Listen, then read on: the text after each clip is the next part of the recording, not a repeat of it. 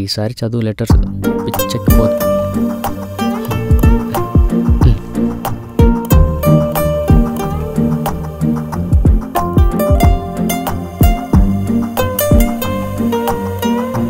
Slips తీసి చూడు.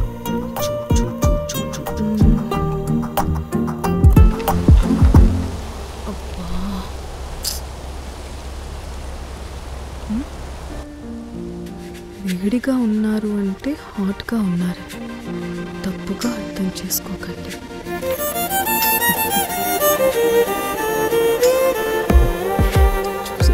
నేను అలాంటి బ్యాడ్ వర్డ్స్ యూజ్ చేయను, కానీ కాఫీలో మిల్క్ చాలా అందంగా ఉన్నారు. పర్లేదులే.